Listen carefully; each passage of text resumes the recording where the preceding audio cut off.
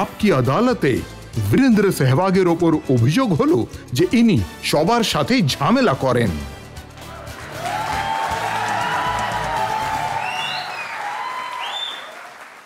সেহবাগ, আপনি বিশ্বাস করেন যে আপনাকে এই কারণে ড্রপ করা হয়েছে কারণ পারফরমেন্স ভালো ছিল না? এটা সিলেক্টররা ভেবেছে হয়তো, কিন্তু সৌরভ গাঙ্গুলি আপনার সাথে সহমত নন। সৌরভ গাঙ্গুলির বিবৃতি আমি দেখেছি, উনি বলেছেন যে সেহবাগকে ধোনি টিম থেকে বাদ দিয়েছিলেন। স্যার, আমার মনে হয় না যে ধোনি এটা করে থাকবে বা ধোনি এটা করিয়ে থাকতে পারে, কারণ উনি মনের দিক দিয়ে খুব ভালো মানুষ। উনি আর আমাদের সমস্ত সিনিয়র প্লেয়ারদের রেসপেক্ট করেন, আর উনি জানেন যে সিনিয়র প্লেয়ারের কতটা গুরুত্ব আছে।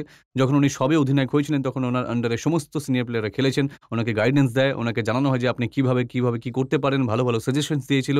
যখন উনি ক্যাপ্টেনশিপে ইমপ্লিমেন্ট করেন, যা রেজাল্ট হলো যে আমরা জিতেছিলাম অনেক ওয়ানডে আর টেস্ট ম্যাচেস। তাই আমার মনে হয় না যে এমন কিছু ছিল। এটা শুধুমাত্র মিডিয়ার একটা স্পেকুলেশন ছিল যে এটা ধোনি আর সেহবাগের লড়াই চলছে, ধোনি আর সেহবাগের অনেক ঝগড়াঝাটি হয়েছে, আর ওরা একে অপরকে দেখতে পারে না, একে অপরের সাথে দেখা করেন না। কারণ আপনি যখন একটা একই হোটেলে আর একই সাথে এতগুলো ক্রিকেট খেলেন, তখন আপনার লড়াই তো আমার মনেই হয় না যে হতে পারে কারোর সাথে। যদি সেরকম হতো তাহলে হয়তো আমি অনেক আগেই ড্রপ হয়ে যেতে পারতাম, ধোনির সাথে ঝামেলা করতাম বা উনি আমার সাথে লড়াই করতেন। তাই আমার মনে হয় না যে এই বিবৃতিটা সঠিক। সৌরভ গাঙ্গুলি নিউজ এজেন্সিতে বলেছিলেন, কিন্তু দেখুন, আমি যদি যেটা সৌরভ বলতে চাইছি গাঙ্গুলি যে ওই টিমের অংশ হতেন, কথাটা উনি কি বলেছিলেন বলছি। যদি কোনো ক্যাপ্টেন কোনো খেলোয়াড়কে টিমে রাখতে চায়, তখন সিলেক্টররা কখনো ক্যাপ্টেনের বিরুদ্ধে গিয়ে তাকে ড্রপ করতে পারে না। আর যদি ক্যাপ্টেন কোনো প্লেয়ারকে ড্রপ করতে চায়, তাহলে সিলেক্টররা কখনো তার বিরুদ্ধে যাবে না। আর উনি এই কথা জিজ্ঞেস করেছিলেন, উনি বলেছিলেন ধোনির ফর্মও খারাপ ছিল, তা সত্ত্বেও যদি ওকে সুযোগ দেওয়া হয় তাহলে সেহবাগের সাথে এমন পলিসি কেন রাখা হলো না? দেখুন, আমি যেমনটা আগেও বললাম যে একটা ক্রাইটেরিয়া হওয়া উচিত। যদি একজন খেলোয়াড় 4টে টেস্ট ম্যাচের পরে ড্রপ হয়, তাহলে যে কেউ ড্রপ হতে পারে, সেটা ক্যাপ্টেন হোক বা সিনিয়র হোক বা জুনিয়র হোক।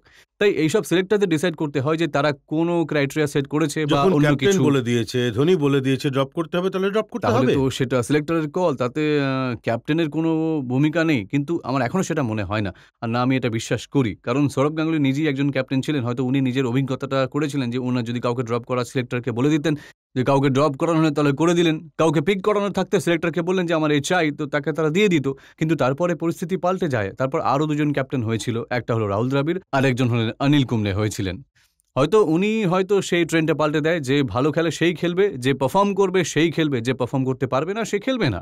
দেখুন, গ্রেগ চ্যাপেল একটা কলাম লিখেছিলেন, তাতে উনি বলেছিলেন যে ধোনি আর সেহবাগের ঝামেলা তখন শুরু হয় যখন ধোনিকে ক্যাপ্টেন বানানো হয়। দেখুন, সেহবাগ ক্যাপ্টেন হতে চেয়েছিলেন, হ্যাঁ, তার বদলে ধোনিকে করা হলো, সেখানেই ঝামেলার সূত্রপাত। এটা তো যখন ধোনি এই কাঠগড়ায় বসবে সেই আপনাকে বলতে পারবে যে সত্যিই কি ঝামেলা তখন শুরু হয়েছিল যখন উনি ক্যাপ্টেন হয়েছিলেন, নাকি 2007-এর ওয়ার্ল্ড কাপে আমরা জিতেছি, একসাথে খেলেছি। আমার যা অভিজ্ঞতা ছিল, আমার যা আইডিয়া ছিল, আমি ওনাকে বলতাম, সেটা মানা বা না মানা ক্যাপ্টেনের ইচ্ছে সেটা। যেমন আর আমি ক্যাপ্টেন হতে চেয়েছিলাম, এই বিষয়টা একদমই ভুল ধারণা। কারণ যখন MS ধোনি ক্যাপ্টেন হয়, আমি টি-20 খেলায় ওনার আন্ডারে এসেছিলাম, আমার টি-20 ওয়ার্ল্ড কাপ জিতলাম, তারপর আমি দ্বিতীয়বার সিলেক্ট হলাম ওয়ানডে আর টেস্ট ম্যাচের জন্য। তখন আমি সিলেক্টরকে পরিষ্কার বলেছিলাম, শ্রীকান্তজি চেয়ারম্যান ছিল, আপনি ওনাকে জিজ্ঞাসা করতে পারবেন, যে বীরেন্দ্র সেহবাগ ওনাকে বলেছিল যে তার ক্যাপ্টেন হওয়ার কোনো ইচ্ছে নেই বা না, সে কোনোভাবে টিমের জন্য ভাইস ক্যাপ্টেন হতে চায়। আমি ভাইস ক্যাপ্টেন হই বা না হই, আমার ভালো সাজেশনস ক্যাপ্টেনকে দিতে থাকবো, কোনো যায় আসে না তাতে আমার যে কে ভাইস ক্যাপ্টেন আর কে নয়। কারণ আমার কাজ হলো ওখানে আমার টিমের জন্য যা যা সাজেশনস আমার মাথায় আসছে, আইডিয়া আসবে, আমি আমার ক্যাপ্টেনকে জানাবো। সে ইমপ্লিমেন্ট করুক বা না করছে তার ব্যাপার। আর এই কথাটা সাক্ষী শ্রীকান্তজি আর MS ধোনি নিজেও। কারণ আমি ওনাকে অনেকবারই বলেছি, আপনি যদি মিটিংয়ে যান তাহলে প্লিজ অন্য কাউকে ভাইস ক্যাপ্টেন করবেন, আমাকে ভাইস ক্যাপ্টেন করবেন না। এই কথাটা যখন ধোনির সাথে আপনার দেখা হবে তখন জিজ্ঞাসা করতে পারবেন, কারণ আমার কোনো ইচ্ছেই ছিল না ওই সময় ক্যাপ্টেন হওয়া। আমি আপনাকে সব কথা জিজ্ঞেস করি। হ্যাঁ, নিশ্চয়ই। আমি তো আপনাকে সব খুলেই বলছি। ঠিক আছে, আমিও খোলামেলা প্রশ্নই করব।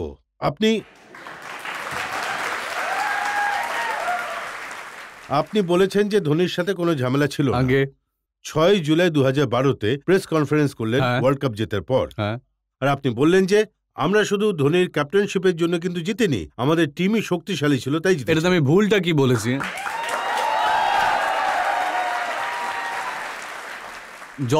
যতজন দর্শক এখানে বসে আছে, আপনি যে কাউকে জিজ্ঞাসা করুন যে 2011-র ওয়ার্ল্ড কাপটা আমরা কি শুধু আমাদের ক্যাপ্টেনের জন্যই জিতেছি নাকি ভালো টিমের জন্য জিতেছি? স্যার, আমার স্টেটমেন্টটা ভুল ছিল না, কিন্তু সেটাকে ভুলভাবে দেখানো তাহলে হয়েছে, এটার মানে সবাইকে এই বোঝানো দাঁড়াচ্ছে যে হয়েছে আপনি ভুলভাবে। ধোনির ওপর ব্লেম দিচ্ছেন। না স্যার, আমি ধোনিকে কটাক্ষ করে বলছিলাম না, আমি বলছিলাম যে আপনি সমস্ত ক্রেডিটটা একজন ক্যাপ্টেনকে দেবেন না, তার টিমকেও দিন। নো ডাউট ধোনি, আপনি যদি রেকর্ড চেক করবেন তাহলে ধোনি ভারতের বেস্ট ক্যাপ্টেন। উনি সৌরভ গাঙ্গুলিকে বিট করেছেন প্রত্যেক বিষয়, সেটা টেস্ট উইন হোক বা ওয়ান উইন হোক বা টি-20 উইন হোক বা ওয়ার্ল্ড কাপ উইন হোক। উনি 2টো ওয়ার্ল্ড কাপ জিতেছেন, টি-20 ওয়ার্ল্ড কাপ আর 50 ওভারের ওয়ার্ল্ড কাপও। সেটাকে তো কেউ অস্বীকার করতেই পারে না। কিন্তু কোনো শুধু একজনকে ক্রেডিট দেওয়াটা ঠিক কথা নয়, বাদবাকি যে 10 জন খেলেছে তাদেরকেও ক্রেডিট দেওয়া উচিত ওই ওয়ার্ল্ড কাপের জিতের। আর আমি সেটাই বলেছিলাম। দেখুন, আমি প্রথম ম্যাচে 175 রান করেছি, MS ধোনি লাস্টের ম্যাচটাতে 92 রান বানিয়েছে। ওগুলোর মাঝে আমাদের পারফরমেন্সে আমি একটা দুটো ম্যাচে পারফর্ম করেছিলাম, উনি একদমই করতে পারেননি। তাই এই জন্য আমি বলেছিলাম যে শুধু একজন প্লেয়ারকে ক্রেডিটটা গৌতম গম্ভীর রান করেছিল, Yuvraj Singh man of the series হয়েছে। তাই কালকে কেউ যদি বলে যে যুবরাজ সিং এর জন্য আমরা ওয়ার্ল্ড কাপ জিতেছি, তাহলে কি সেটা মেনে নেব? ওনারও কন্ট্রিবিউশন ছিল ওই টিমে। হ্যাঁ, উনি যে ম্যান অফ দ্য টুর্নামেন্ট কিন্তু হয়েছেন, ক্যাপ্টেন তো একটু বেশি ক্রেডিট পায় বাকি প্লেয়ারদের থেকে। তাহলে তো হেরে গেলেও তার পাওয়া উচিত সেই ব্লেমগুলো। যে যদি আজকে যদি কোনো ইন্ডিয়ান টিম ম্যাচ হেরে যায়, তাহলে সেক্ষেত্রে বিরাট কোহলিকে প্রশ্ন করা হয় বা অন্য কোনো প্লেয়ারকেও প্রশ্ন করা হয়, সেই সব ব্লেম শুধু ক্যাপ্টেনকেই দিয়ে দাও যে ক্যাপ্টেনই হারিয়েছে আর ক্যাপ্টেনই জিতিয়েছে। সেটা ভুল হবে। আমার মনে হয় না সেটা ক্যাপ্টেনের ভুল ছিল, কারণ সে বেচারা চেষ্টা করে যে যেমনভাবে সবাইকে একত্র করে ভালোভাবে ক্রিকেট খেলায়, ভালো ক্রিকেট খেলুক, পজিটিভ ক্রিকেট খেলুক আর নিজের দেশকে ম্যাচটা জেতায়। ওনার ব্যাপারে এত ভালো ভালো কথা বলছেন, কিন্তু অস্ট্রেলিয়ার নিউজ পেপার পর্যন্ত লিখেছে যে যখন আপনি ওদের সাথে খেলতেন ওখানে, অস্ট্রেলিয়ার কাগজ লিখেছে যে সেহবাগ একটা আলাদা ক্যাম্প তৈরি করেছিলেন। গৌতম গম্ভীর, জাহির খান, যুবরাজ সিং সবাই মিলে ধোনির বিরুদ্ধে একত্রিত হচ্ছিলেন। স্যার, ওই অস্ট্রেলিয়া টোরে আমার স্ত্রী বাচ্চারা এসেছিল, আর এই যে বলছেন জাহির খান বা যুবরাজ সিং এর ব্যাপারে, এরা তো MS ধোনির সাথে গিয়েছিল গো কাটিংয়ে গাড়ি চালাতে। তাহলে এরা আমার গ্রুপে কি করে চলে আসে? তাই এই গ্রুপিজম শুধুমাত্র ওই খবরের কাগজে বেচার জন্য বা ওই নিউজ চ্যানেলে টিআরপি বাড়ানোর জন্য যদি তৈরি করা হয়েছিল। আর এমনটা ছিল যে যদি কোনো টিম অ্যাক্টিভিটি থাকে, যদি কোনো প্লেয়ার না আসে, তাহলে এটা ধরে নেওয়া হয় যে এই প্লেয়ারটা হয়তো ক্যাপ্টেনের বিরুদ্ধে আছে বা টিম ম্যানেজমেন্টের বিরুদ্ধে আছে, তাই আসেনি। কিন্তু তার পেছনে এটা দেখা হয় না যে হয়তো ওর পরিবার আছে, ওর বাচ্চা আছে, যাদেরকে ও সময় দিতে চায়, যাদের সাথে টাইম স্পেন্ড করতে চায়। আর আমি ওই গো কাটিংয়ে গিয়ে কী করতাম? যদি আমি ওখানে গাড়ি চালাতাম তাহলে আমি কী পেতাম? শুধুমাত্র আমিই নয় যে ওখানে যায়নি, আরও অনেক প্লেয়ার ছিল যারা যায়নি, কারণ এটা অপশনাল অ্যাক্টিভিটি ছিল। আর সেটাকে কোনো ইন্ডিয়ার রিপোর্টার বলেছিল যে শুধু অস্ট্রেলিয়ার রিপোর্টারকে বলে যে আপনি এইভাবে লিখুন, এসব চলছে টিমে। তাই এই খবরটা কাগজ থেকে তোলা হয়েছিল ইন্ডিয়ান রিপোর্টাররা যে অস্ট্রেলিয়ার কাগজের লেখো, কিন্তু আসলে তো এটা করানো হয়েছে আমাদের রিপোর্টারের, ইন্ডিয়ান রিপোর্টারের, যে এরা অস্ট্রেলিয়ার রিপোর্টারদেরকে বলে এইসব খবর ছড়িয়েছিল। তাহলে ওই রিপোর্টারের কান মুলেছেন আপনি? স্যার, কান মুলিনি, কিন্তু ওনাকে তারপর থেকে ইন্টারভিউ দেওয়া বন্ধ করে দিয়েছিলাম। আচ্ছা, কি কারণ ছিল টি-20 ওয়ার্ল্ড কাপে ধোনি অস্ট্রেলিয়ার বিরুদ্ধে যে ম্যাচ হয়েছিল সেটায় বীরেন্দ্র সেহবাগকে সরিয়ে দিয়ে ইউসুফ পাঠানকে পাঠালেন ওপেনিং করার জন্য? স্যার, বীরেন্দ্র সেহবাগ ইনজার্ড ছিল, তাই পাঠিয়েছিল। এখন লোকে বলছে যে ধোনি বলছে ইনজিওর ছিল আর সেহবাগ ইনজিওর ছিল না। না স্যার, সেহবাগ ইনজার্ড ছিল, তাই তো খেলতে পারিনি। হ্যাঁ, যদি আমার পারফরমেন্স না থাকতো বা আমি পারফর্মস না করতে পারতাম, আর তার জায়গায় এমনটা হয়েছিল আমার সাথে 2007-এ ওয়ানডে সিরিজে, যখন অনিল কুম্বলে আমাকে টেস্ট টিমে আবার নেয় কোনো পারফরমেন্স ছাড়াই, আর আমি ওখানে 150 রান করেছিলাম টেস্ট ম্যাচে। আর পরে যখন ওয়ানডে সিরিজ শুরু হলো, তখন আমি প্রথম 4 ম্যাচে 4টে ওয়ানডেতে রান করিনি, 15-20 এরকমই রান করেছিলাম। তখন MS ধোনি আমাকে প্লেইং 11 থেকে ড্রপ করে রবীন উত্থাপাকে ওপেনিং করান সচিন টেন্ডুলকারের সাথে, আর আমরা ওই সিরিজটা জিতেছিলাম।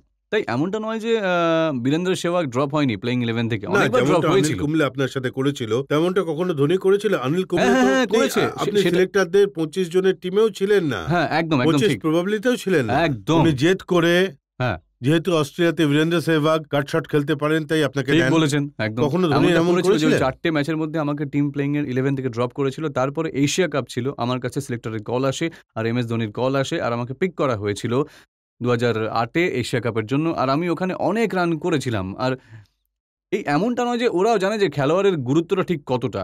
ওরা ভেবেছিল যে এত 4টে ম্যাচ রান করেনি, তাই হতে পারে কনফিডেন্স লো আছে, হতে পারে ও হয়তো কিছু ভাবছে, তাই সেই জন্য রান করতে পারছে না। তাই উনি আমাকে ব্রেক দিয়ে রবীন উত্তাফাকে দিয়ে ওপেনিং করায়, আর লাভও হয়েছিল আমাদের টিমের। আর যে আমাদের দল ওই চ্যাম্পিয়নশিপটা জিতেছিল, প্রথমবার এমনটা হলো যে ইন্ডিয়ান টিম অস্ট্রেলিয়াতে গিয়ে ট্রায়াঙ্গুলার টুর্নামেন্ট জিতেছে। তার আগে ইতিহাসে কখনো এমন হয়নি যতক্ষণ আমি খেলছিলাম। আমরা কখনোই জিততে পারিনি ওয়ানডে সিরিজ অস্ট্রেলিয়াতে। আমার মনে হয় সেই 1983-84 সালে জিতেছিল, যখন রবি শাস্ত্রী যে ওই গাড়িটা চালিয়ে নিয়ে এসেছিল অডি। সৌরভ গাঙ্গুলি আপনাকে ওপেনিং এর জন্য ইনভাইট করেছিলেন নিজের জায়গা ছেড়ে দিয়ে। স্যার মানে আমি যখন প্রথমবার ওপেনিং করেছিলাম তখন তো সৌরভ গাঙ্গুলির সাথেই করেছিলাম, উনি আমার জন্য কোনো জায়গা ছাড়েননি। কিন্তু পরে অবশ্য যখন সচিন টেন্ডুলকারজি ফিরে আসে তখন উনি নিজের জায়গা আমার জন্য ছেড়ে দেন, আর উনি নিজে 3 নম্বরে ব্যাটিং করতেন আর আমি ওপেনিং করতাম সচিনের সাথে। কিন্তু আমার মনে হয় উনিও একজন ক্যাপ্টেন ছিলেন, সেটা উনি ভেবেছেন হয়তো, একটা স্ট্র্যাটেজি ছিল টিমের, এমনটা হয়তো বানিয়েছিল যখন ওই সময় সিনিয়র প্লেয়াররা বসেছিলেন যে কাকে দিয়ে ওপেনিং করানো হবে আর কে কে ঠিক করতে পারবে। তখন হয়তো সেখানে সিদ্ধান্ত নেওয়া হয়েছিল যে বীরেন্দ্র সেহবাগকে সচিনকে দিয়ে করানো যাক, আর সৌরভ গাঙ্গুলি আপনি 3 নম্বরে খেলুন। তাই এটা ক্যাপ্টেনের ভালো দিক যে সে টিমের ব্যাপারে আগে ভাবে আর নিজের ব্যাপারে পরে ভাবে। হয়তো সৌরভ গাঙ্গুলি যেমন এমনটা ভালো করেও কথা ছিলেন। সৌরভ গাঙ্গুলি আপনার ব্যাপারে বলেছে, যেরকম ভালো কথা রাহুল দ্রাবিড় আপনার ব্যাপারে বলেছে, যেমন ভালো কথা কুম্বলে আপনার ব্যাপারে বলেছে, তেমন ভালো কথা ধোনি কখনো বলেছে? অনেকবার, একবার নয় স্যার, অনেকবার বলেছে। উনি মেক শিওর করতেন যে যখন আমরা নিউজিল্যান্ড ট্যুরে গিয়েছিলাম, আমি যে গানগুলো গুনগুন করতাম এমএস ধোনি নিশ্চিত করতেন যে বিরূপাজি যে গানগুলো গুনগুন করছেন সেগুলো ড্রেসিং রুমে যেন চলে, আর সেই গানগুলোই চলতো। তাই এরকম অনেক অনেক কথা উনি বলেছেন of the field, on the field. তাই ধোনি একজন খুব ভালো মনের মানুষ, ওনাদের সম্মান দেয়, সিনিয়র প্লেয়ারদের সম্মান দেয়। কিন্তু এখন এটা একটা 1 বিলিয়নের বেশি লোকসংখ্যার দেশের টিম, আর সেটারও আপনি ক্যাপ্টেন হয়েছেন। তাই তাই কোথাও না কোথাও লোকেরা আপনাকে ক্রিটিসাইজ তো করবেই। এত ভালোবাসা পাওয়া যায় তো ক্রিটিসিজমটাও নিতে হবে আপনাকে। কখনো আপনার প্রশংসা করলে তাহলে নিন্দেও হবে, কখনো কারোর সাথে আপনার সম্পর্ক তৈরি হলে সেটা ভেঙেও ফেলা হবে। তাই এসব তো জীবনের একটা অংশ।